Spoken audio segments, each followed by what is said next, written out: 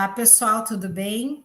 Hoje vamos trabalhar com o nosso tema da unidade 3, que é o letramento literário, trazendo justamente as possibilidades de trabalho com o texto literário na escola, né?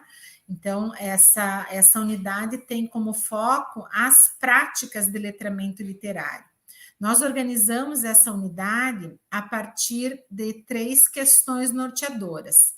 A primeira, como escolher os textos literários para trabalhar com as crianças, e isso, né, tem como premissa, quando eu penso nos critérios, né, o que é um bom texto literário.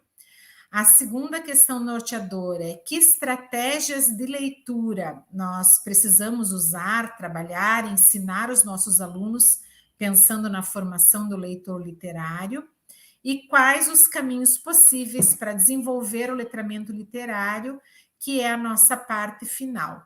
Então, o objetivo dessa unidade, considerando essas 3 questões norteadoras, é explicitar as práticas de letramento literário que podem ser desenvolvidas na escola e destacando, como a gente já comentou, né, na unidade passada, o papel mediador do professor nesse trabalho, tá?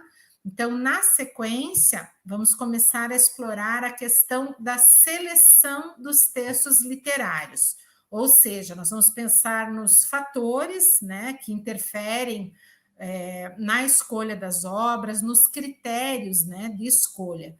E podemos começar até pensando em nós mesmos, né? Quando a gente vai, por exemplo, numa biblioteca, numa livraria, que critérios que você utiliza para escolher um livro, para comprar um livro, né? Uma indicação de um colega, os livros mais vendidos que saiu, né, numa revista, num jornal, você sempre vai se basear em algum critério. E na escola, né? Que critérios que nós devemos utilizar? Que fatores que interferem nessa escolha, né? Nesses próprios critérios. Então, o primeiro fator que a gente precisa considerar é a fluência da leitura das crianças e a própria legibilidade dos textos. Legibilidade aqui não tem a ver com letra legível ou não, né? Mas tem a ver com o nível de linguagem, a complexidade da linguagem que precisa ser considerada. Então, aqui na fluência da leitura, nós trouxemos as fases da leitura, porque isso tem muito a ver com a faixa etária e com o ano de escolaridade dos alunos. Inclusive, tem muitas obras de literatura que elas trazem até, se vocês observarem com atenção, essa indicação da faixa etária na capa, às vezes na contracapa, né? Então é interessante observar também. Pensando nessas fases da leitura, nós temos aqui organizando, né, 3 fases. A pré-leitura, que vai dos 2 até os 5, 6 anos. Então, aqui predominam histórias curtas, textos com rimas, obras que trazem bastante imagens, né, ilustrações, então, com predomínio da linguagem visual. Significa que eu só vou trabalhar isso? Não. Eu posso, né, trabalhar também histórias mais longas, mas aí eu vou precisar organizar isso didaticamente. A outra fase, a fase da leitura compreensiva, que vai dos 6 aos 8 anos, é bem a fase da alfabetização, né, do ciclo de alfabetização. Então, aqui as crianças já estão aprendendo a ler, né, já estão se alfabetizando, então eu preciso aí trabalhar com livros que permitam a leitura pelas próprias crianças, mas que também estimulem a fantasia e a imaginação. Claro que eu também, como professor, posso ler e devo ler também muitos livros para as crianças, tá? Em todas as fases, na realidade, né? E a terceira fase é chamada de leitura interpretativa, dos 9 aos 12 anos. Então, permanece esse interesse da fase anterior em relação à fantasia, imaginação, mas é uma fase em que as crianças já se interessam também por histórias que misturam fantasia e realidade. Então, conhecer essas 3 fases da leitura, né, dos 2 até os 12 anos, é importante para nós, como professores, para a gente usar, né, como um critério aí para escolha dos livros, né? Na sequência, um outro critério, e aqui a gente trouxe vários, né? Então vou trabalhar um por um com vocês. Um outro critério, um outro fator que interfere nessa escolha é a disponibilidade do acervo das escolas. Que livros a minha escola tem? Minha escola tem uma biblioteca, minha escola tem um cantinho da leitura, ou cada sala de aula tem uma cestinha, uma caixinha de livros, né? E eu trouxe aqui como um destaque o Programa Nacional da Biblioteca Escolar, que existiu até recentemente e que foi responsável por possibilitar que as escolas recebessem excelentes livros literários para compor o acervo da biblioteca das escolas, né? Então, se vocês verem essa etiqueta do PNBE em obras na escola de vocês, podem ter certeza que são boas obras, porque todas elas passaram por rígidos critérios de seleção, tá? Um outro fator que a gente precisa considerar é o próprio professor, o repertório de leituras do professor e a relação que ele tem com a literatura. Então, é claro, como professor, eu não posso trabalhar com as crianças um livro que eu não conheço, que eu peguei lá na biblioteca, na estante da biblioteca, e eu nunca li e vou ler pela primeira vez junto com as crianças. Não dá, né? Então, o meu repertório de leituras precisa ser considerado, mas eu também tenho a responsabilidade de ir gradativamente ampliando esse repertório de leituras, tá? E a minha relação, se a minha relação com a literatura é positiva, isso vai ajudar. O professor que tem uma relação negativa com os textos literários, com certeza, infelizmente, ele vai, né, trabalhar muito menos ou até muitas vezes não trabalhar tanto com a literatura em sala de aula. Outra questão importante a ser considerada: nós, como professores, precisamos ouvir os estudantes, conhecer os interesses deles em relação aos textos, né, às obras literárias, saber o que eles já leram, né, nas etapas de escolarização anteriores, né? Evitar o adultocentrismo, ou seja, sempre nós escolhemos, né? Vamos deixá-los escolher também, né? Ter momentos em que eles escolham e ouvi-los, né, para a gente também fazer essas escolhas. E aqui eu deixei em negrito os critérios que nós destacamos como mais relevantes, né? Porque os 3 primeiros são fatores que a gente precisa considerar. Então, a força da tradição. O que é a força da tradição? É o trabalho que privilegia autores e obras clássicas, o que a gente chama de cânone literário, né? As obras canônicas, as obras clássicas da literatura. Então, né, um Jorge Amado, Machado de Assis, por aí vai. E aí se discute muito se é o caso, né, de dar um peso maior a essas obras clássicas ou aos textos mais contemporâneos, que têm uma linguagem mais próxima das crianças. Então, na realidade, eu acho que não é ou um ou outro, a gente precisa considerar e explorar, né, essas duas questões.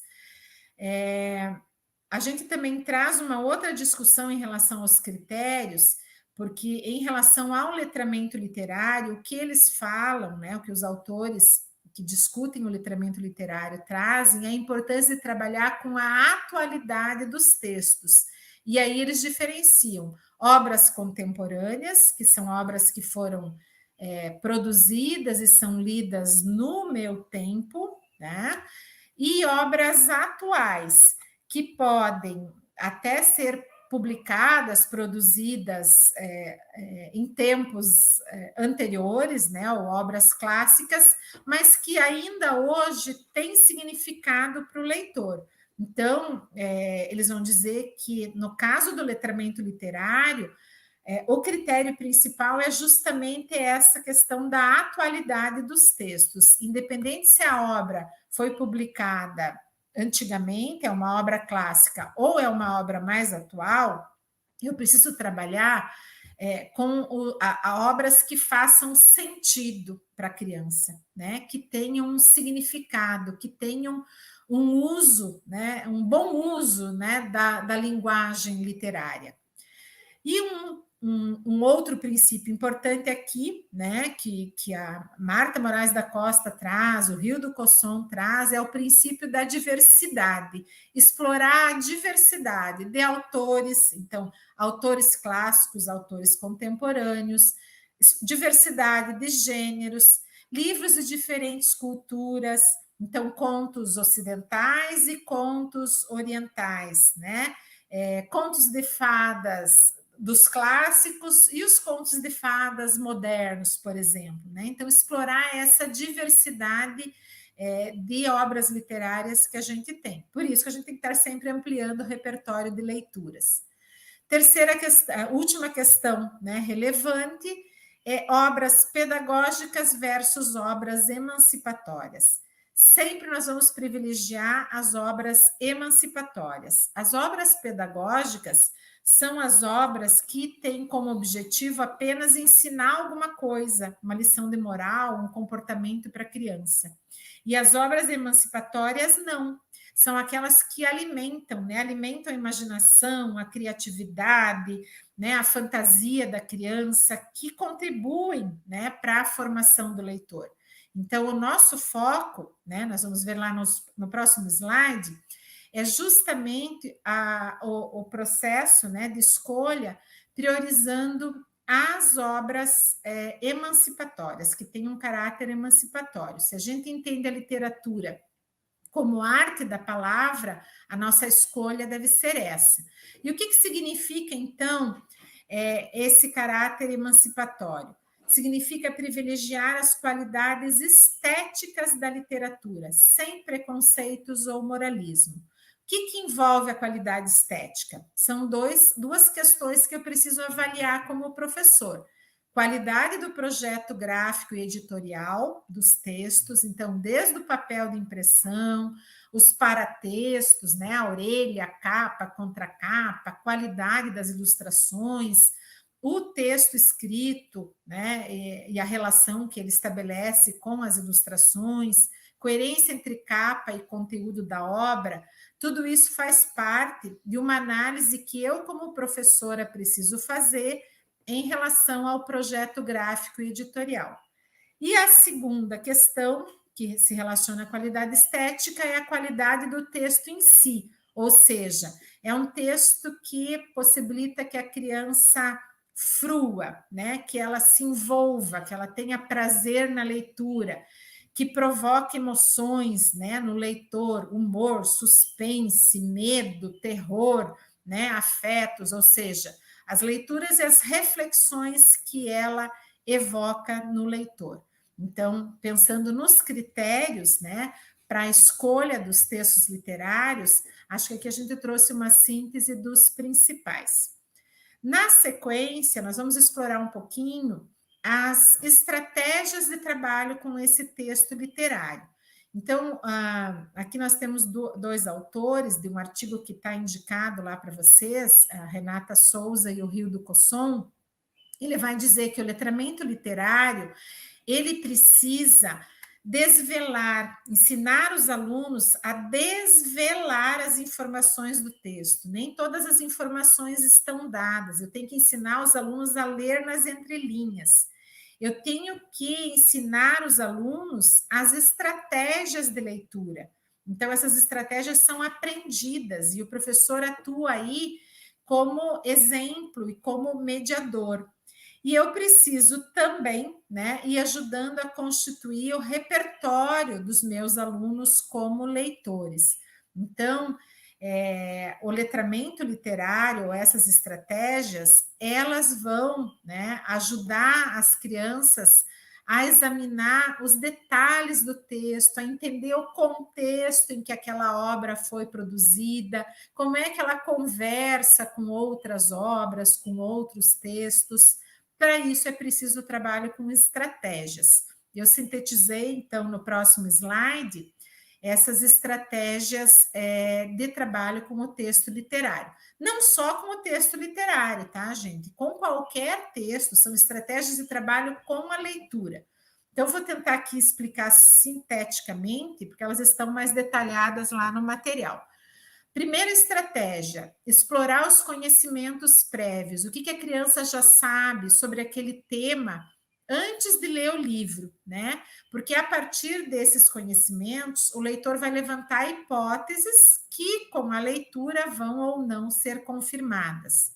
Segunda estratégia, conexão, que tem a ver com estabelecer relações entre as hipóteses, entre os conhecimentos prévios do leitor e aquilo que ele está lendo. Então, ele vai ver se, né, tem relação, se tem conexão ou não.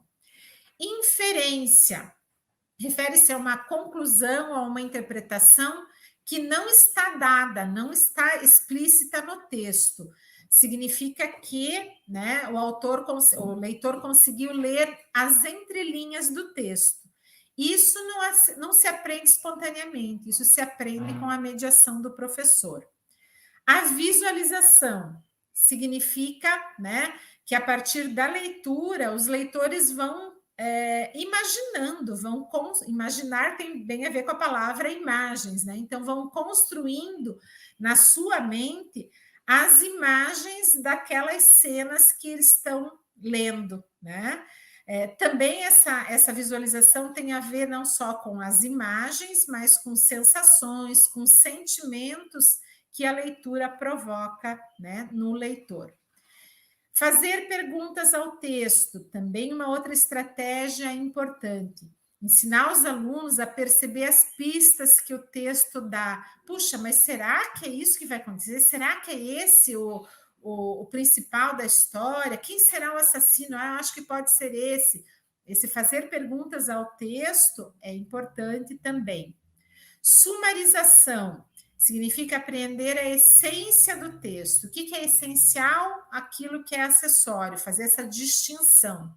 E a síntese, que é diferente da sumarização, é porque eu articulo na síntese as impressões pessoais que eu tive quando eu li o texto e consigo reconstruir o texto para mim, tá? Então, a síntese é mais pessoal, a sumarização tem a ver com a essência do texto.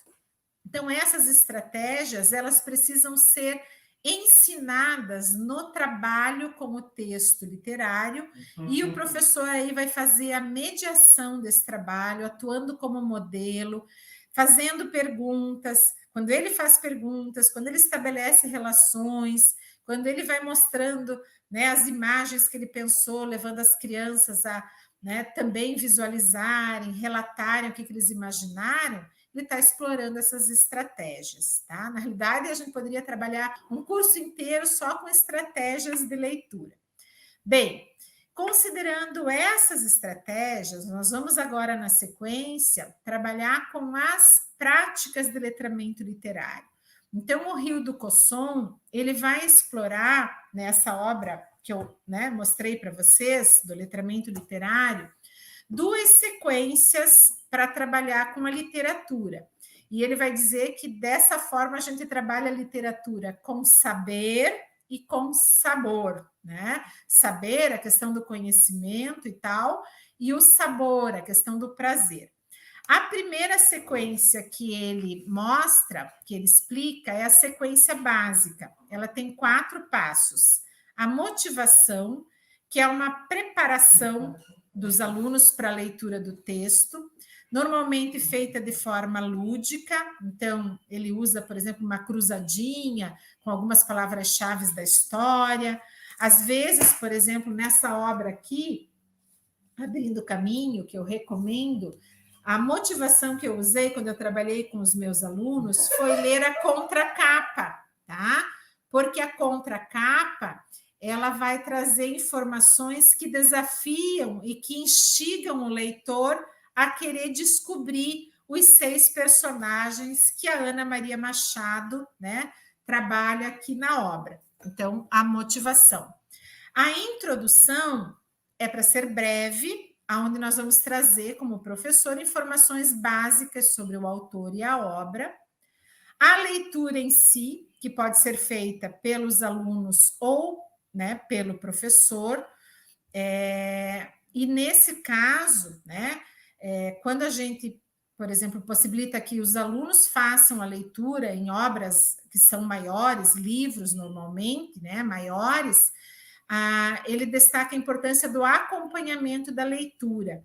Esse acompanhamento é feito com alguns intervalos, com atividades que vão ajudando o professor a perceber se a criança não está fazendo a leitura, porque não é controle, fiscalização, mas se ela está compreendendo, em que ponto que ela está da leitura, né? Então, são atividades aí interessantes que o professor promove aí, para ir acompanhando como é que está o processo de leitura pelas crianças.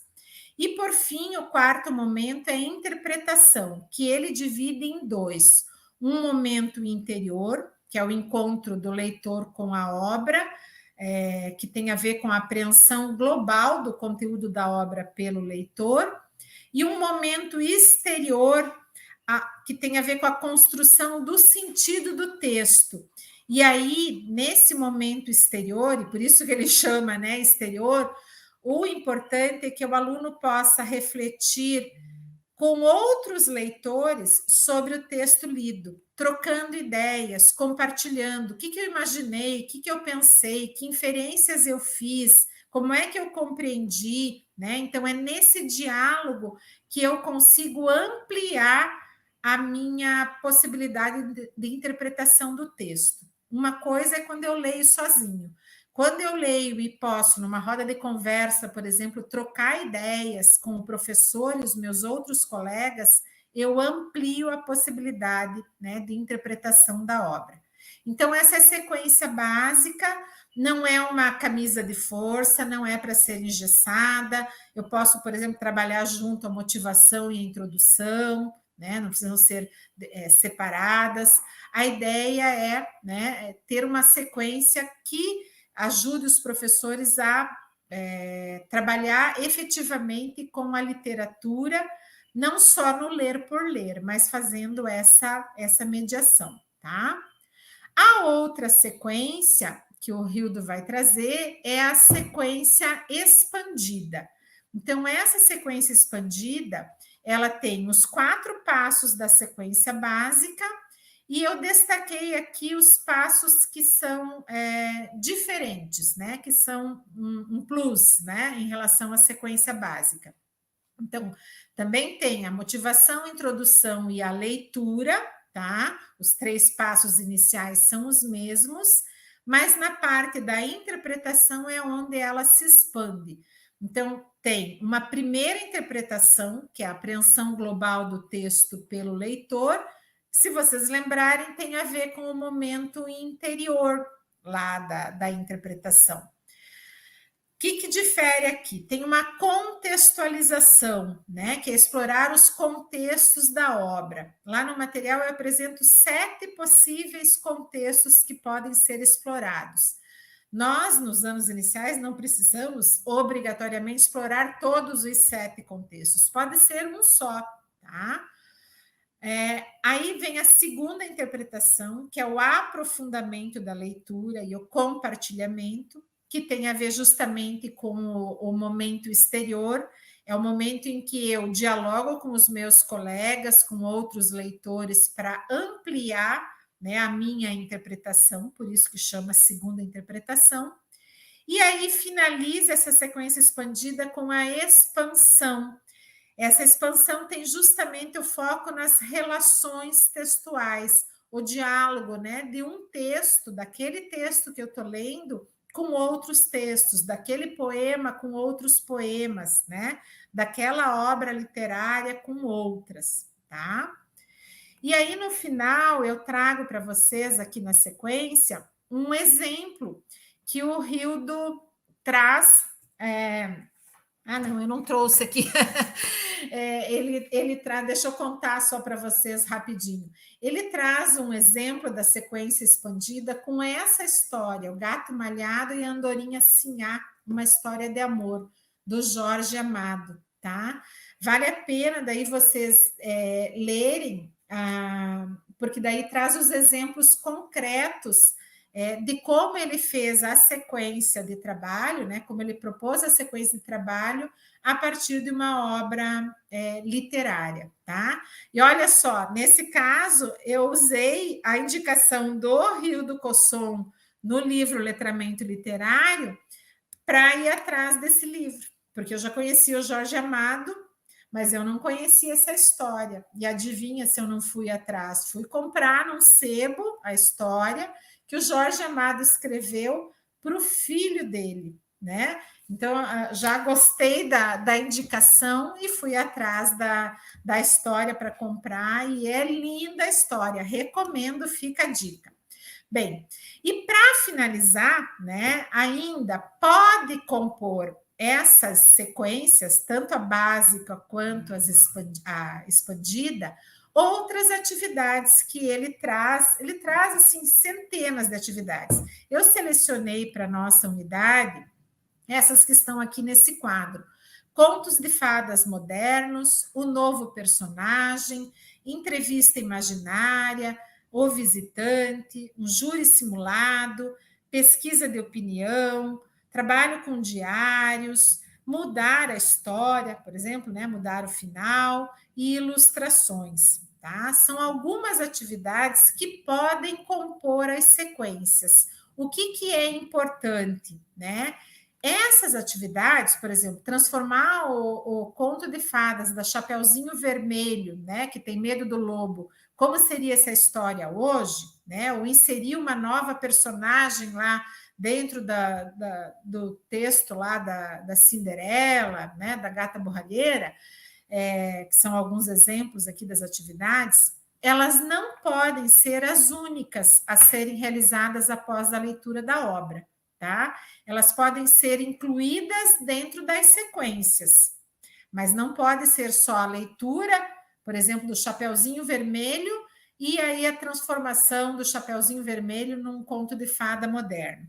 Isso não é letramento literário para o autor, né? A proposta dele é explorar aquelas sequências, e dentro daquelas sequências, por exemplo, lá no acompanhamento, eu posso propor alguma atividade, uma pesquisa de opinião, né? Ou lá o júri simulado sobre os 3 porquinhos, né? E o lobo. Então, eu posso propor essas atividades dentro do trabalho com as sequências literárias, tá? Então, o objetivo principal é explorar a leitura literária em todas as suas potencialidades, articuladas a debates, a reflexões, produções diversas pelos alunos, né, ao longo das sequências, sempre lembrando do nosso objetivo principal, que é trabalhar a literatura com saber e com sabor. Espero que tenham gostado, né? Até uma próxima oportunidade. Um abraço, gente. Audio